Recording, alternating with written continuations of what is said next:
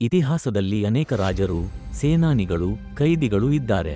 ಆದರೆ ಒಬ್ಬನ ಜೀವನ ಇಂದಿಗೂ ರಹಸ್ಯ. ಅವನು ಯಾರು?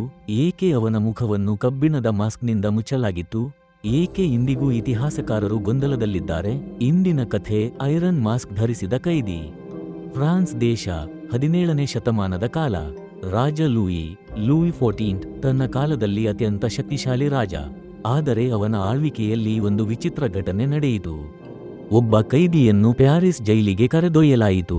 ಅವನ ಮುಖವನ್ನು ಯಾರೂ ನೋಡಬಾರದು ಎಂಬಂತೆ ಕಪ್ಪು ಕಬ್ಬಿಣದ ಮಾಸ್ಕ್ ಹಾಕಲಾಗಿತ್ತು.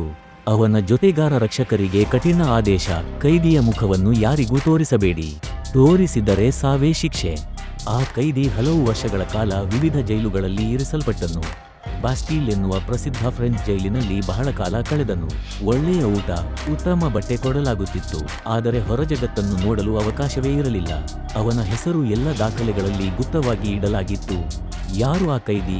ಇಂದಿಗೂ ಯಾರಿಗೂ ಖಚಿತವಾಗಿ ಗೊತ್ತಿಲ್ಲ. ಆದರೆ ಹಲವು ಊಹಾಪೋಹಗಳು ಇವೆ. ರಾಜನ ಸಹೋದರ. ಕೆಲ ಇತಿಹಾಸಕಾರರ ಪ್ರಕಾರ ಆ ಕೈದಿ ರಾಜ ಲೂಯಿವ ಸಹೋದರ. ಅವನ ರೂಪ ರಾಜನಂತೆ ಇದ್ದುದರಿಂದ ಗದ್ದುಗೆಗಾಗಿ ಆತಂಕವಾಯಿತು. ರಾಜನ ತಂದೆಯ ಗುಪ್ತ ಮಗ.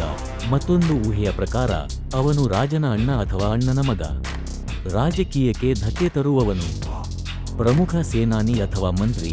ಇನ್ನೊಂದು ಊಹೆಯ ಪ್ರಕಾರ ರಾಜ್ಯದ ವಿರುದ್ಧ ಗುಪ್ತ ಮಾಹಿತಿಯನ್ನು ಹಂಚಿದ್ದಕ್ಕೆ ದಂಡನೆ. ಯಾರು ಏನು ಹೇಳಿದರೂ ನಿಜವಾದ ಸತ್ಯವನ್ನು ಯಾರೂ ಸಾಬೀತುಪಡಿಸಲಿಲ್ಲ. 1703ರಲ್ಲಿ ಬಾಸ್ಟೀಲ್ ಜೈಲಿನಲ್ಲಿ ಆ ಕೈದಿ ನಿಧನರಾದನು. ದಾಖಲೆಗಳಲ್ಲಿ ಅವನನ್ನು ಮಾಚಿಯೋಲಿ ಎಂದು ಬರೆದಿದ್ದರು. ಆದರೆ ಅದು ನಿಜ ಹೆಸರು ಅಥವಾ ಕೇವಲ ನಕಲಿ ಹೆಸರು ಯಾರಿಗೂ ಗೊತ್ತಿಲ್ಲ. ಅವನ ದೇಹವನ್ನು ಗುಪ್ತವಾಗಿ ಹೂಣಿಸಲಾಯಿತು.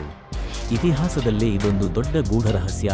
ಇಂದಿಗೂ ಇತಿಹಾಸಕಾರರು, ಲೇಖಕರು, ಚಲನಚಿತ್ರ ನಿರ್ದೇಶಕರು ಈ ಕಥೆಯಿಂದ ಫ್ಯಾಸಿನೇಟ್ ಆಗಿದ್ದಾರೆ. ಪ್ರಸಿದ್ಧ ಕಾದಂಬರಿಕಾರ ಅಲೆಕ್ಸಾಂಡರ್ ಡ್ಯೂಮಾಸ್ ಈ ಕಥೆಯಿಂದ ಪ್ರೇರಿತರಾಗಿ the man in the iron mask ಎಂಬ ಕಾದಂಬರಿ ಬರೆದರು. ಇಂದಿಗೂ ಹಲವಾರು ಸಿನಿಮಾಗಳು, ನಾಟಕಗಳು ಈ ಕಥೆ ಆಧಾರಿತವಾಗಿವೆ. ಒಬ್ಬ ಕೈದಿಯ ಮುಖವನ್ನು ಇಡೀ ಜಗತ್ತು ನೋಡಲಿಲ್ಲ. ಅವನು ಯಾರು ಎಂಬುದನ್ನು ಇಂದಿಗೂ ಯಾರೂ ತಿಳಿಯಲಿಲ್ಲ.